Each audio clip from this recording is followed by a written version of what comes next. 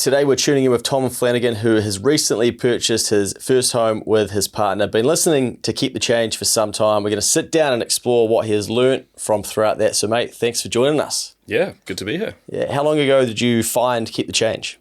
So I think I actually started with the TikTok content, to be honest. Probably around, I want to say like 2020, but I think it was more like 2021. Yeah. And I probably didn't start listening to the podcast until probably end of 2022, I want to say. Yeah. So on and off though, like Good tune in here and there. Yeah. Yep, get the information and then put it to work, I guess. Nice, mate. What were you doing that your algorithm on TikTok was starting to send you me yelling at a camera on a whiteboard? Yeah, I wouldn't be sure at the time. I think it was probably just getting started on shares at that point, probably. Nice. That would have been the first thing. But also, I think, at that time, I think it was just all those kind of financial podcasts and things like that I was trying to more listen to. Is it Graham Stephen and guys like that? That was more my algorithm at the time. So you were probably just thrown into that mix, I guess, at the time and came across you. I've had to kind of dial back from the TikTok because there's so many scammers and stuff over there. Crazy, yeah. And I just found it kind of negative-ish. And then I stopped posting. And then when I started again, the content wouldn't go anywhere. Right. And it was really bizarre. Like some of the videos were getting tens of thousands of views, and then all of a sudden it just went bang, and like hundreds of thousands, even 1 million. Yeah. It all just stopped. So I don't know what I did or what happened, but probably just the lack of consistency. But yeah, now I hear people are impersonating me over there and actually like sending copies of my driver's license and shit to scam people. It's pretty scary. Making their own money. Yeah. Don't know where they're based, but they're not working on New Zealand time, that's for sure. Anyway, mate, so you start listening to the content, and prior to that, what was your relationship with money like? What's it been like growing up? Yeah. My relationship with money probably started once I left uni, right? Or maybe just before leaving uni. You're probably going to have a job lined up, something like that. You should probably learn how to handle it. So that's probably where I started. Always worked throughout uni and did stuff like that. But, when you're moving into the real world, you're out of kind of education. I thought it was probably a good time to start kind of understanding what I was going to do with it, I guess. Yeah. And the biggest thing for me was obviously, as most Kiwis, was trying to get a house, right? That's what you're told to do. So that was kind of the goal for me, was to try to figure out how I can get there. And at the time it was like, when I left uni, houses were in Auckland, I think they were like 650, 700. And you kind of looked at it and you're like, that's doable. Yeah. And then every year from there, it's like, oh no, they're like 750. Now they're 800. And now they're 850, 900. So it was like just constantly chasing something the whole time. Yeah. Is that something that, when you're at uni or even like amongst your friendship group and stuff that you talk about, like how quickly house prices are, it feels like it's getting away from you? Somewhat. I think everyone's aware of it, right? Yeah. But it not necessarily in that way, right? We have conversations around like, when do you think you'll be able to get a house, or what's your plan to get a house or get to that point where you're able to purchase? Not really in terms of like how fast they're moving. I think we're just kind of inclined to be like, as soon as possible is probably better than later on, I guess, right? Yeah, it's pretty scary up here, right? It's pretty, and like the numbers are pretty large. Yeah. And what were you studying at uni? So I studied computer science at university. Nice. So you've got a role in that space now? Yep. So currently an AI platform owner for, it's technically an American software company, but we have a sector based in Auckland that just does the AI for like an American software company that does broader software. On that, man, like what do Kiwis not know about AI that they probably need to upskill pretty quickly? Or like what can you tell us that we probably don't understand? That's a tough one. Just get educated about it, I think. Just try to learn as much as you can. AI is a lot more than ChatGPT. Yeah. And even that, I think ChatGPT is the most popular one, but there's other options out there that may be better for what you're trying to use it for. But yeah, it's pretty scary stuff. It's moving pretty quickly. I work in AI and there's some stuff about it that's pretty terrifying. So I think the more familiar you can get with it, the more mitigation of that fear. So I was listening to some content and trying to do my own learning over the break. Yeah.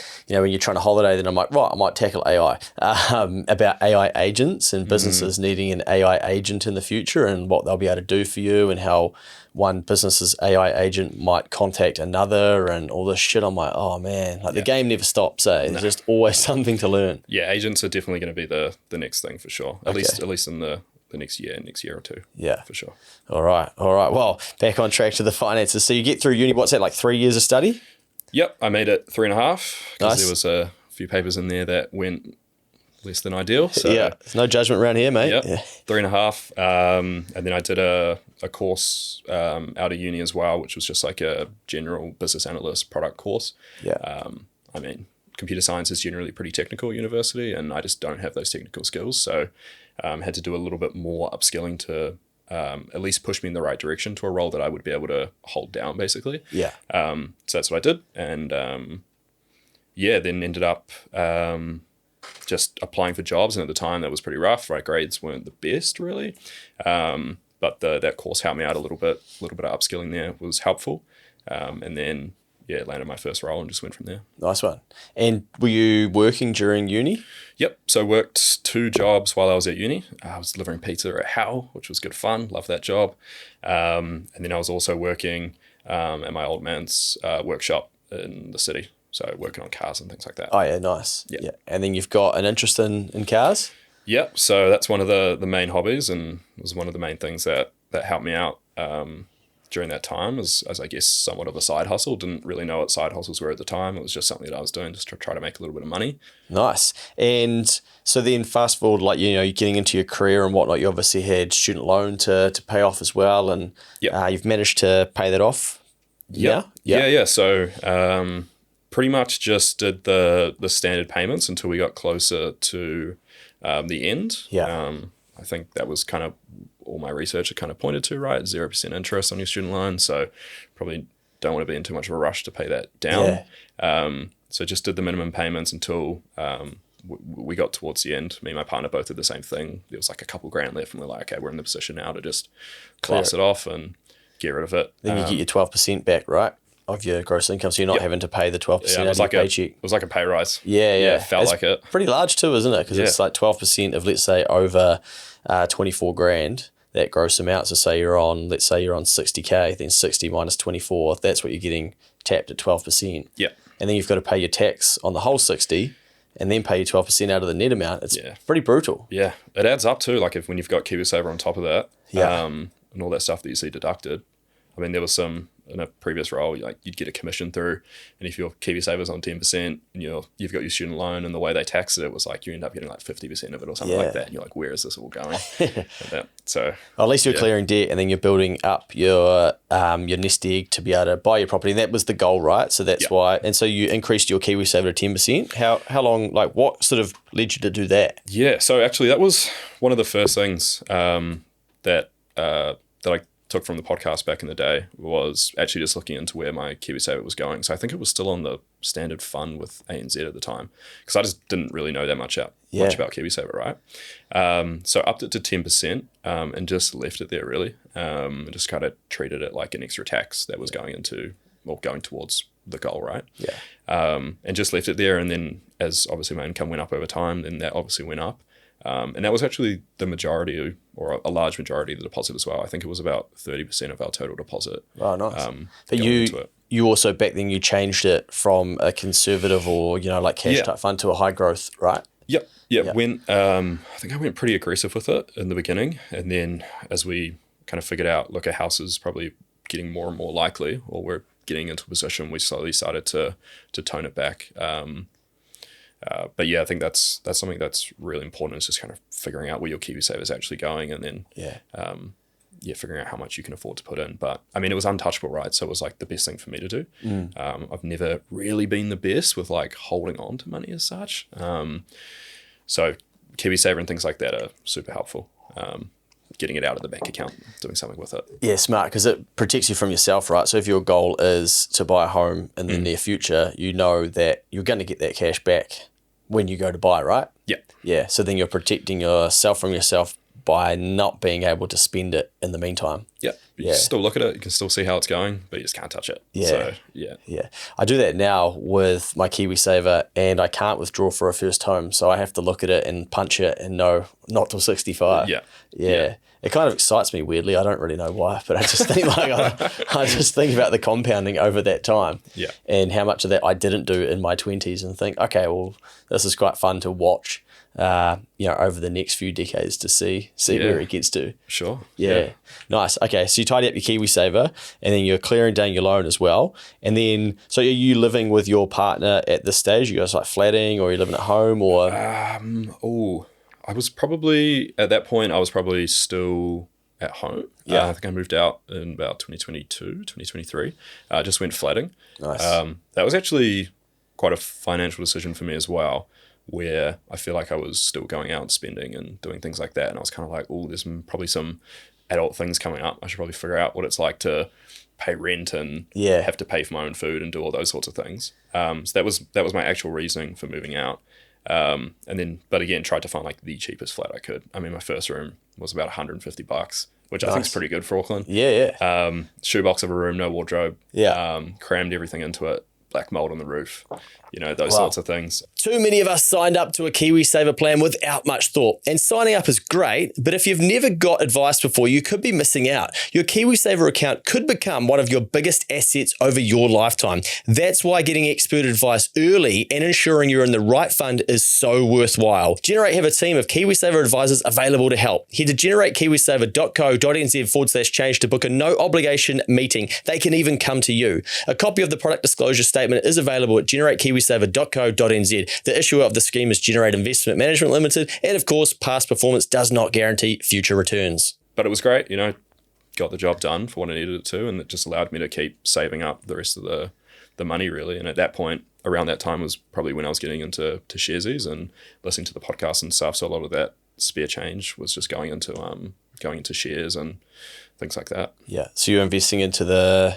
S&P 500? Yeah, right? Pretty much just the S&P 500. A little bit of GameStop. Oh yeah. Had to throw some in there, which didn't result in much. There was a few little stocks here and there, but probably just held them for too long and was way better off going into the S&P. So yeah. So that was so you obviously picked up some education that you could pump it into that, and then just continue to, and then just get back to focus on what you're good at, right? Earning and the car stuff if you want to do that. Yeah, just set and forget really. Once it's in there, you can just leave it. Every paycheck I was just putting in just like a set amount first, right? So as soon as you get paid, $400 or $500, whatever it was, just every month or every week, and then just throwing it in there and just forgetting about it. Coming back next paycheck, throwing it in again. Nice. I didn't automatically do it because I liked the feeling of kind of like spending it. I don't know if that makes sense, but it felt like I was buying something. So that's cool. Whatever works. Yeah. And you obviously you were able to do it. Like the automation piece is often for people because we get busy or we're tempted not to do it, and then people forget and miss weeks at a time, and then you get out of the habit. For sure. But you're obviously pretty focused on your goal of getting this property. So yeah, I mean, there's been some bad times as well. Like hasn't all been the easiest road. Like there's some years where it's like, sweet, saved up this amount, this is great, and then there'll be another year where it's like, oh, definitely could have gone to less pubs this year or something like that, right? Where it's like, where did the money go? Which just basically meant I had to kind of knuckle down the next couple of years and figure it out from there. So when you were investing into the S&P, did you, as you got closer to buying the property, did you dial that risk back or? Not necessarily, not with the S&P. I mean, we've had a pretty good go of it with the S&P, right? So it's hard to kind of get away from that, where it's like there hasn't really been too much ups and downs, maybe a little bit last year. But I just kind of stuck true to it and just kept going. Nice. Just making sure that, well, hopefully it was just going to average out towards the end of it.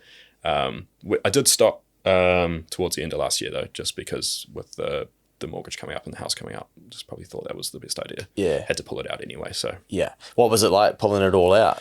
Wasn't hard to do, or, in terms like, shit, you could have. Yeah, it's scary, right? Because it's a large amount and just sending it from one to the other. And it's also kind of like, well, hopefully not, but it's almost like an end of an era, right? Especially with a mortgage coming up. It's like probably not going to be the same thing moving forward. Yeah. Or we have to reevaluate what we're going to do there. But yeah, it was pretty daunting, to be honest. Yeah. Nice. So you get to, so it's 2024, and that's when you start looking for a property? Yep. So would have been towards probably October when we first started sitting down with a mortgage advisor. I mean, I tried to be educating myself as much as I could during 2024. Podcast helped out a lot with that. Yeah. Especially the conversations with Mikey where you guys dive into it and kind of what the process looked like. That was super helpful. Nice. So then finally sat down with a mortgage advisor, kind of told them where we were at, what we had. And then they kind of said like, this is what you need to do. This is where you need to get to. This is what you need to reduce maybe. And then we just went from there. I think we got pre-approved in around end of October. And then that allowed us to just start looking. But it's like a straightforward process, but it's quite, there's just a lot to it. Yeah. So many different things you've got to cover off with lawyers and builders reports, open homes, man. Yeah. Never want to go to another open home again. I was over it. Yeah. But how many did you have to go to? Heaps. Oh, it was just like so many. It was like my partner was like every weekend or weekdays, like we've got another open home, and I was like, just take a look at the listing. Let's just not go to it. Like, isn't even going to be the one sort of thing. We went to one auction and just got slaughtered, right? You turn up pre-approved, you're so stoked. And we just got slaughtered on a house that we thought we were maybe in the money for, but it just blew way over. Yeah. Which was just shocking at the time. It's disheartening, when you don't understand, because you've already got your sights set on, I might be living here soon. Yeah. Yep. And then someone's just like, "Ben, what?" Like, no, that's our house. Yeah, instantly. It was crazy. And then back to the drawing board. So, yeah. Wow. But so you guys, by the time you were able to buy yourself and your partner with a 20% deposit. Yeah. Nice. So that was always the goal, was always 20%. We looked into like 5, 10, things like that along the way, because it was obviously, everyone says just try to get in as soon as possible. And, that's maybe not necessarily the right thing to do, whether property is the right thing to do in general. But 20% was kind of what we were aiming for. Yeah. And then, got the 20% together. And that was just a combination of our sharesies, our KiwiSaver. Nice. And then we just kind of put it all together and then went from there. Yeah, good stuff. You said in here as well, understanding where my value was and used it to get better paying jobs to feed the above. What's that about? Is that the vehicle side of things, or is that? No. So, I mean, I think that's something that you guys have talked about as well. Yeah. You and Mikey is just trying to, you hear stories about people that are, they're never going to get that big pay increase or something like that. It's just not possible. But I think if you can just really stick to your guns and what you can do well, and maybe just have better conversations with people about those sorts of things, especially in a role or even looking at other roles that are out there. There's always definitely other options. Software was a little bit of an interesting one during COVID, where everyone was kind of leaving their roles, and that was like a really popular thing to do. For more money somewhere else? Yeah, it sucked at the time, right? Because you were seeing all your colleagues just leave left, right, and centre, but they were all doing it for, in my opinion, the right reasons, right? The value was seen somewhere else and they were going to get paid more for it, so it just made sense. So there was a little bit of that involved where, you may not be, I wasn't happy in the role that I was in, loved the role, but the pay just wasn't quite there. So had to kind of look around and figure out, where's my value within this role, and can I use that value within this role somewhere else for maybe a higher paying role? Yeah. Which is what I tried to do and still try to do. Try to reevaluate that all the time just to make sure that I'm still priced into the market and not just letting that slip. Yeah, I've just been writing actually before shooting up here around adding value, and I bang on about it so much, but I think for so long we were taught to work hard, but I think that people are sick of hearing that, and so I'm always trying to remind people, well, if you don't want to work hard, which a lot of us do, and do work hard anyway, then you've got to figure out, okay, how can you add value? And that's probably what work smarter, not harder actually meant. But when I dug into it, it was, you actually get paid for the value that you bring. How can you become more valuable? And then you're going to increase your income. And then it's not just down to how hard you work. Yeah.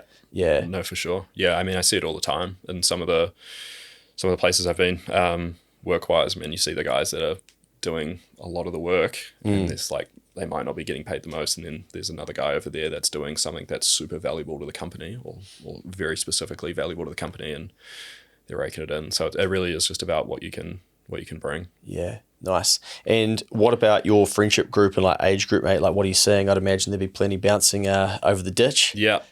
I put that down. I'm pretty gutted about that. I've probably got a friend group of around 12, and it must be 6 to 8 of them have jumped overseas now. Yeah. So there's a couple of us left, and the ones that are left, it's always in the back of your mind, right? Should I be doing that? Yeah. But I mean, I try to advocate as much as possible, man. I reckon New Zealand's one of the coolest countries. I mean, got the opportunity to go over to Europe last year for a little bit. And just coming back was like, just can't wait to get back to New Zealand. Yeah. Sometimes I just forget how lucky we have it here. Yeah. So, yeah. Yeah, there used to be a song, I can't remember who sings it, but it was like, we don't know how lucky we are. And I think that's, it's kind of gone out the window. Like, no one really talks about that anymore. But when you do get around the country, and I know you've been doing a bit of that over the summer, it does make you realise what an awesome country this is. And there are opportunities, but you have to be open to find them, right? Yeah, definitely. Yeah, I think it definitely can be done here.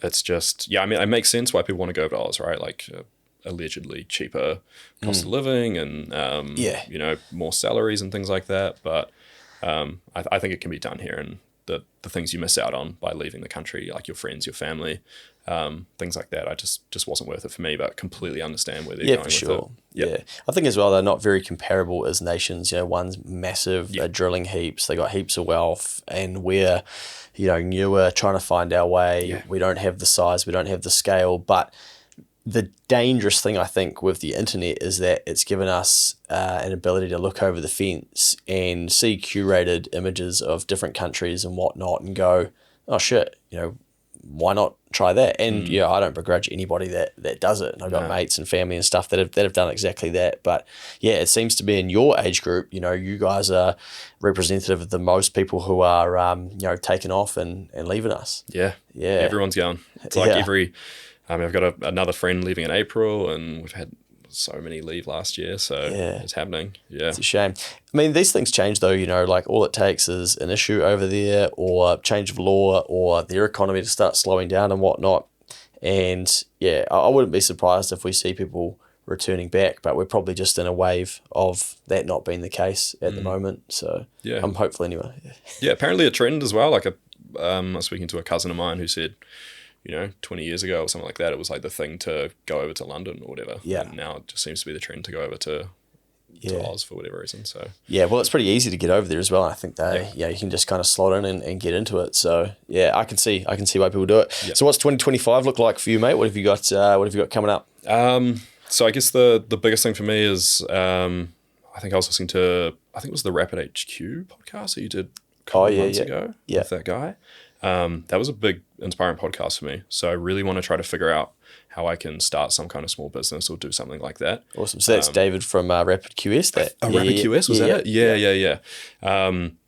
Want to definitely look into something like that or whatever I can, because me and my partner are pretty aware that working for the next 30 years to pay off this mortgage is probably not the way to go. It's probably going to take a little bit of time.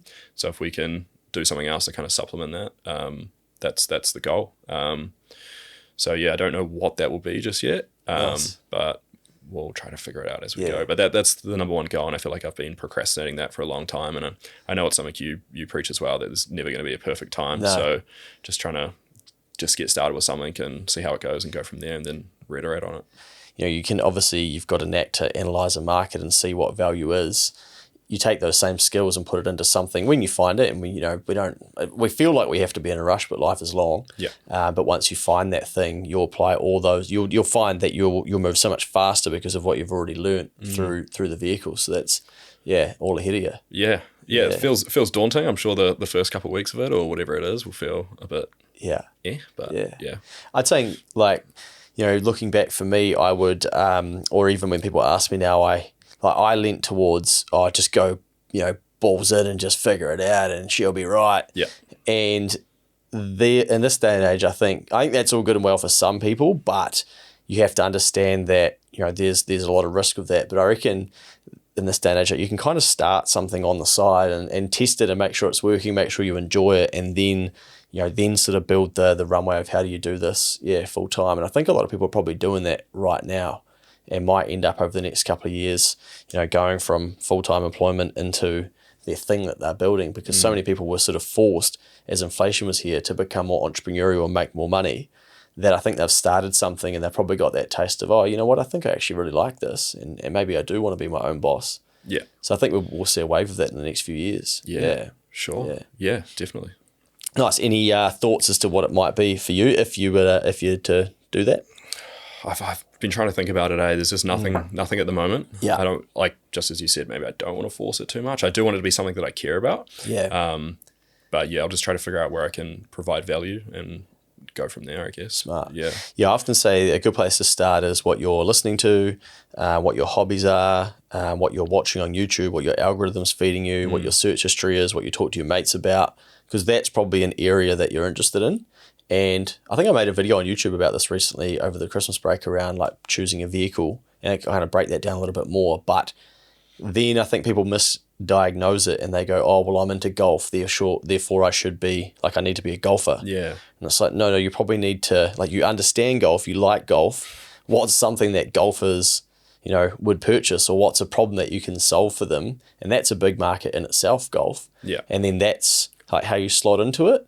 Or like, is it golf coaching because you're good at golf, or cricket, or whatever it is. But I think we go the other way and be like, oh, well, like, I'll never be able to run a golf club, so then I can't be, it can't be golf. It must be something else. Yeah. But whether that's a good place to start with just some of the things that you're into. Yeah, I mean, I'd love it to be something with cars, but I don't really want to be working on cars too much. I mean, there's like trying to differentiate between like love working on cars as a hobby, maybe don't want to work on cars as like a job or something like that. So just got to try to figure it out. But I'm sure it'll come. Hopefully it comes. Well, I think if you're looking for it, your brain will help you find it as well. And you probably like stumble across something as an opportunity, and that will become the thing that you put your foot down on the gas, excuse the pun. Yeah. Nice. Any lessons you've got over there, mate, that you want to dig into, or things that you've sort of picked up from the podcast? I mean, it's something that I think you and Mikey talked about, which is just doing the calculations. I mean, and that's for everything. We set out like a goal from the beginning of, look, we want to get a house eventually in the future, and then kind of like what that looks like over the next 5 years. What did we need to save? What did we need to invest? How much are we going to need? So that was the biggest thing. And then even when we were looking for a property, what is this property actually going to cost us over the long term? Because there was a lot of opportunity cost that's going to be lost with this, right? Like 20% deposits, a lot of cash that could have definitely gone towards something else, or put into the S&P, and we probably could have seen good results as well doing that. So even though the goal was the house, we still wanted to run those calculations and just try to figure out that, can we actually afford this comfortably? A big thing for us was like, we didn't want the mortgage to be consuming of our lives. So we still wanted to, we're still young, we still want to be able to go out on the weekends and do things like that. So we were pretty stuck on making sure that the mortgage was only like 30% of our income. So then every time we went into like an auction or something like that, and we had to make sure that whatever that number is that we're happy to go to still kind of fits into our calculation and our overall goal, and not to go over that. So that's one of the biggest things as well. So we don't necessarily see this place as like an investment. Like, we truly do see it as debt. Yeah. But it's something that we both wanted, and we'll continue to work to bring that debt down. Yeah, well done. Nice. That's refreshing to hear that someone's actually doing the numbers when it comes to buying property. Did you listen to the podcast around the true cost of a $700,000 house or something like that? Did. Yeah, did that help? It did help. Yeah. And it was like scary, right? Especially when you're like in the process, you're like, oh shit, should I actually be doing this? Yeah. But it just helped to kind of clarify some of those calculations, the ones we actually should be doing. So nice. Yeah. Yeah. Oh, that's awesome. Yeah, I think it's when you're not into numbers and stuff, it can be easy just to be like, okay, what's the house going to cost, or whatever it is that we buy, and then forget all of the things that are around that, right? But if you're going in thinking about what percentage of your income you want to allocate towards this, you've obviously done some pretty decent thinking with your partner. Yeah. Yeah, we just didn't want it to take away, right? Because at the end of the day, it is debt. So if it was like 50% or something like that, and the payments went up so much, like, what does our life look like with a 8% mortgage rate or something like that? Nice. And not a whole lot going on at 8% for us. So had to just try to make sure that we can find something that was going to fit into that, and not go overboard, basically. So you probably could have borrowed even more if you wanted to, but you made the conscious decision like not to go. Yeah. Which gets tough, right? You lose at auction, something like that, and then it's like, this other one kind of suits our needs as well. Should we just, up it up and go for that one? But just trying to come back to those calculations, be like, look, it's not a long-term solution for us to do that. We're just going to get slaughtered at the end of the day, or just our quality of life is just going to reduce so much. So just sticking to that stuff, and it just comes back to that plan, right? Nice. The plan was there, so just stick to it. Any tips for people around how to stay disciplined with your saving and investing and doing that over a number of years? Just try to keep it simple, I think. I think if you can, I mean, what worked for me was like the S&P 500 and things like that. Again, it was out of my bank account. I didn't have a whole lot of cash, like most of my cash, apart from just like day-to-day spending, the rest of it just went into the S&P. Just because it's too accessible, I think, in your bank account. And then, I mean, I've been good and bad at that, right? Like there's been periods of time where my budget's just gone completely out the window on some weeks and some months and things like that. So my partner's been super helpful and kind of bringing me back on track with things like that. She's a great saver. So she's like got it down to a T, numbers, spreadsheets, things like that. Awesome. So that's helped a lot as well. Just trying to. You both don't struggle having conversations around money, obviously? No, not necessarily, I think. We're pretty open with each other. I feel like you kind of have to be when you're going into a mortgage or something like that. And I mean, the goal's been there for a long time. So we just kind of came to that conclusion, and then there was always discussions about it. So just trying to make sure that we're always on always on track, always reviewing it. I mean, we'd speak about it like every week leading up to it, every month. So there was always conversations about it. I feel like the more you talk about it, the better that is to keep on track. I think that's also another thing I put down here when it comes to the podcast and things like that is actually just listening to like financial content in general does help to keep you on track. Yeah. So tuning into the podcast and just hearing like Kiwi guys talk about it just kind of helps to keep your mind on that same path.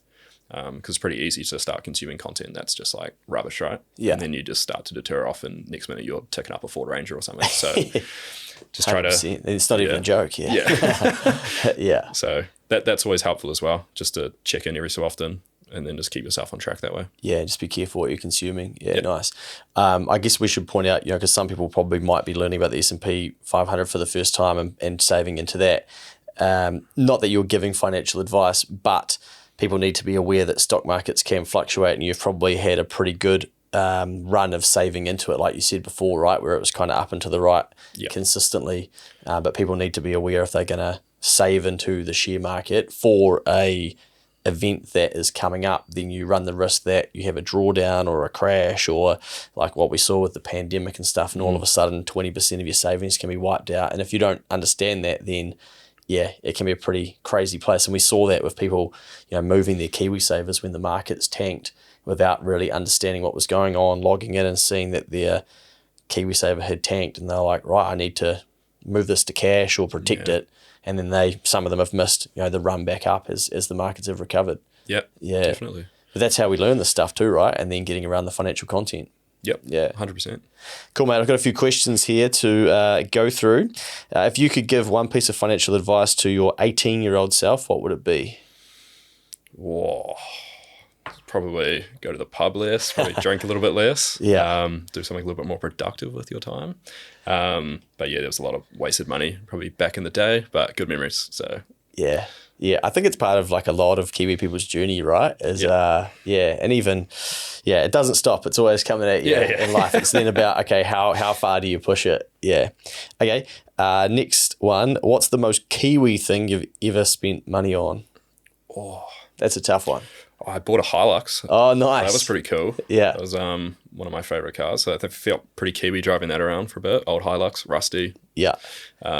That's probably the most Kiwi thing I've ever spent money on. All right, next one. If you could live anywhere in New Zealand and money wasn't an issue, where would it be and why? Ooh. Anywhere. It's got to be Wanaka. Wanaka, Queenstown, somewhere down there.